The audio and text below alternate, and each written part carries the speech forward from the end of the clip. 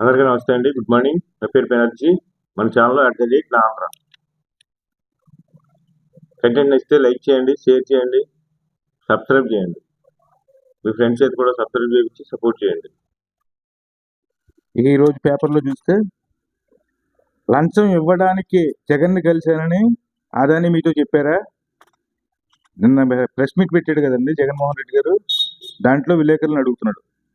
అదాని చెప్తాడు మరి. ఏందో విచిత్రమైన క్వశ్చన్లు, ఎదురు క్వశ్చన్లు. అలాగే ఏబిఎన్ మీద పరువు నష్టం దావా వేస్తాను అన్న. వేస్తే ఎవరికి లాస్ అవుద్దో ఆయనకి తెలుసు.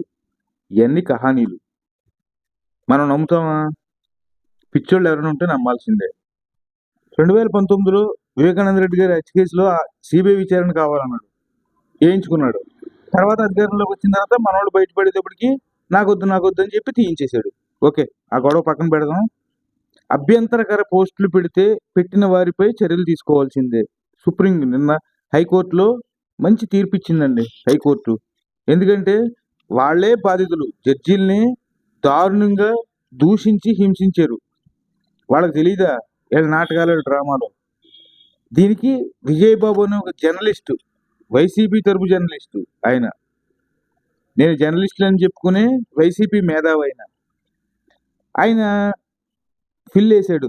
అక్రమంగా కేసులు పెట్టేస్తున్నాడు ఆయనే. విజయబాబు అంటే ఈయన వేసాడు. హైకోర్టు పకడ్బందీగా చెప్పింది, ఎట్టి పరిస్థితుల్లో వ్యక్తిగత దోషులకు వెళ్తే లోపల వేయాల్సిందే. ఎట్టి పరిస్థితుల్లో ఇందులో కాంప్రమైజ్ అయ్యే సమస్యే లేదన్నారు. ఈ దెబ్బతో వణుకు మొదలైంది. నెక్స్ట్ ఈగల్ వచ్చేసింది. ఈగల్, దీని పేరు ఈగల్ అంటే డ్రగ్స్ కంట్రోలింగ్కి. ఈ డ్రగ్స్ కంట్రోలింగ్కి ఈగల్ విభాగాధిపతిగా ఐజీ ఆర్కే రవికృష్ణ బాధ్యతలు సేకరించారు. నార్కోటిక్ పోలీస్ స్టేషన్ కూడా మొదలైంది.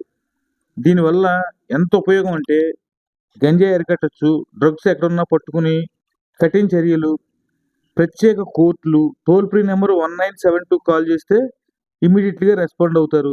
నిరంతరం సైబర్ నిఘా, డేటాబేస్ తయారీ, విధి విధానాలతో హోంమంత్రిత్వ శాఖ ఉత్తర్వులు. ఒక మంచి పని జరిగింది ఇదంతా.